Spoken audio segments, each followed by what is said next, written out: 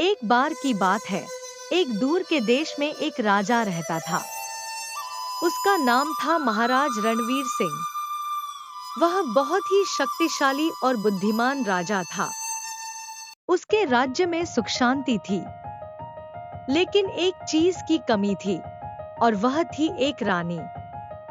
महाराज रणवीर सिंह ने कई राजकुमारियों को देखा था, लेकिन उन्हें कोई ऐसी राजकुमारी नहीं मिली जो उनके दिल को छू ले।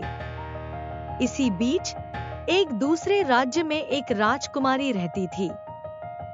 उसका नाम था रानी रत्न।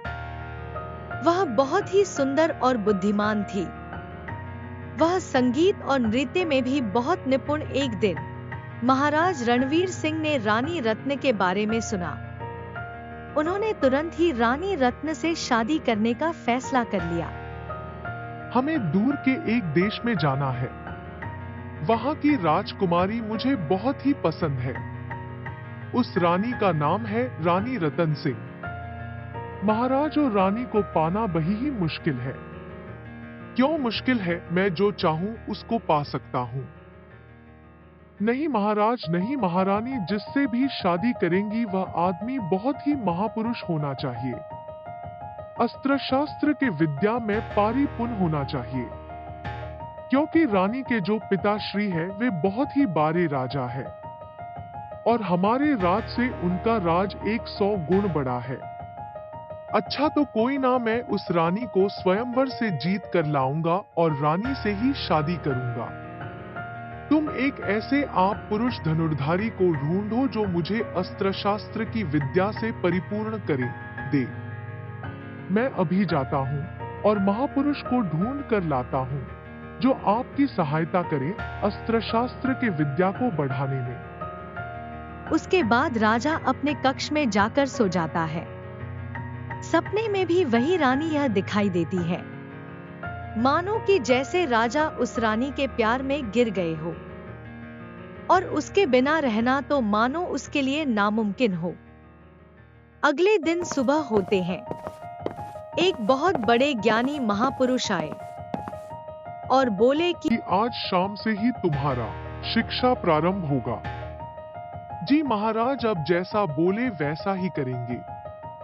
उसके बाद महाराज रणवीर सिंह रोज अस्त्र शस्त्र के विद्याएं सीखने जाते थे। वे बहुत ही बुद्धिमान थे और उनको अस्त्र शस्त्र के विद्याएं को सीखने में ज्यादा दिन का समय नहीं लगा। कुछ दिन में अस्त्र शस्त्र के विद्याएं में परिपूर्ण हो गया और वे अब स्वयंवर में जाने के लिए भी तैयार हो गए थे। अपने दोस्त के साथ में वह रथ पर बैठकर महारानी रतन सिंह के राज्य में चले गए। जब राज्य में गए तभी उन्हें महारानी रतन सिंह को देखा जो अपने बगीचे में घूम रही थी। रथ से उतरकर उन्होंने उनसे बात करने का चाहा, पर उनके पास जाना मना था। को भी उनके पास जाने की कोशिश करे तो उसे मार दिया जाता था। फिर भी उन्होंने जाने का कोशिश की और वहीं से बोलने लगे कि आप यह धनुष को गलत चल रही है। रानी रतन सिंह ने देखा कौन बोला। अच्छा तो तुम ही बोल रहे थे, आओ तुम ही चला कर दिखा दो। मैं तो आपसे अच्छा चल दूंगा ही। अच्छा तो आओ देखते हैं तुम्हारी काबिलियत को। फिर वे रानी के आदेश पर अंदर चले जाते हैं और बोलने लगे कि कहां पर निशाना लगाना है आप बताइए। आपका जहां मन वहां पर लगा दीजिए। मेरा तो आप ही लगने का कर रहा है। आपका आदेश को तो मैं लगा दूं आपके पे। ज्यादा बकवास मत बात कीजिए और सही तीर चला कर दिखाइए। फिर उन्होंने अपने हाथ से 3 तीर को निकाल और एक साथ चल करके निशान को लगा दिया। रानी रतन सिंह देख कर के आश्चर्यचकित रह गए कि एक साथ कोई 3 तीर चला सकता है। रानी रतन सिंह एक बैग देखते ही जा रही थी महाराज रणवीर सिंह को। आप बोलिए तो मैं आप पर भी तीर लगा दूं, क्योंकि मैं इतना दूर से आया हूं आप पे ही तो तीर लगाने के लिए। रतन सिंह महारानी शर्मा करके महल के अंदर चली गई।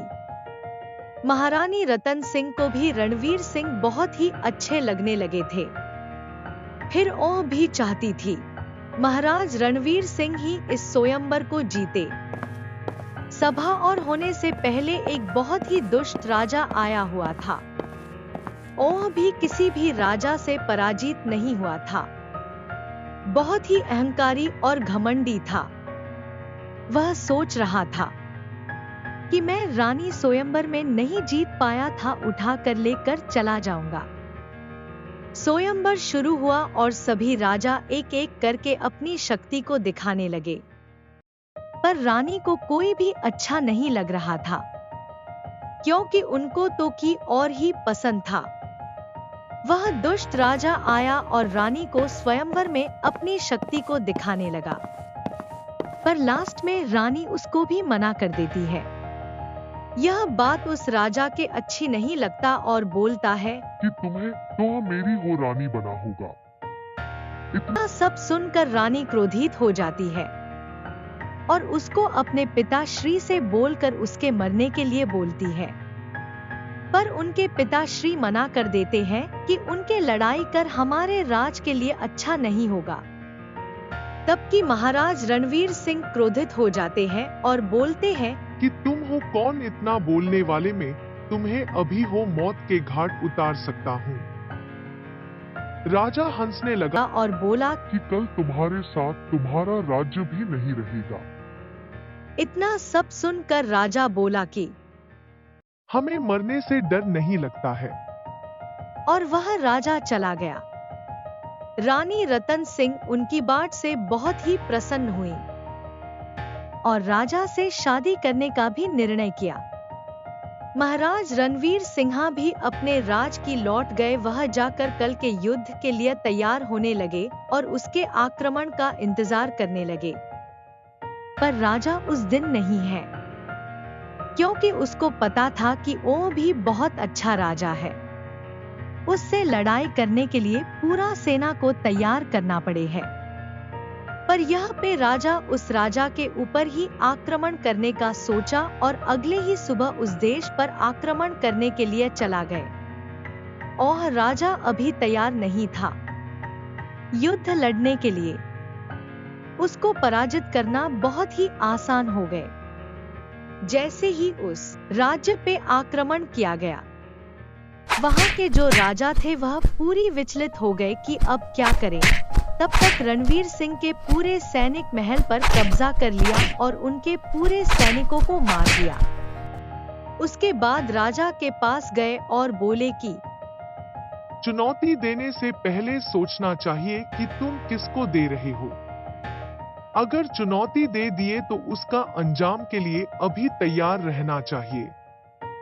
और तुमने चुनौती दे करके सोचा कि मैं बहुत ही ताकतवर बहादुर, यही घमंड तुमको आज मौत के घाट उतार देगा। उसके बाद तुरंत राजा ने उसको मार दिया और उसके पूरे राज्य पर कब्जा कर लिए। राज्य पर कब्जा करने के बाद सुबह में रणवीर सिंह रानी को लाने के लिए चले गए। वहां पर जाकर उन्होंने सारा बात बताया कि मैं उसे घमंडी राजा को मौत के घाट उतार दिया हूं। उसके ही राज्य में जाकर रतन सिंह के जो पापा थे बहुत ही परेशान हूं और बोले कि मेरी बेटी के लिए तुमसे अच्छा लड़का मिल ही नहीं सकता है। मैं अगर कितना भी खोजूं तो तुम्हारे जैसा लड़का कभी नहीं मिलेगा। रानी रतन सिंह का बहुत खुश हो रही थी कि जो मुझे पसंद था वही मुझे मिल गया है। रणवीर सिंह उनसे शादी करके अपने घर लेकर आ गए। पहले राजा अकेले रहा करते थे, अब उनके साथ में भी एक आदमी रहने के लिए हो गया था।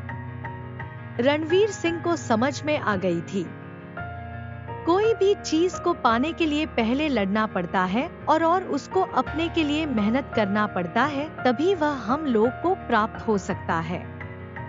और इसी प्राप्त करने के चक्कर में उन्होंने अपना मनपसंद चीज को प्राप्त कर लिया। रानी रतन सिंह और महाराज रणवीर सिंह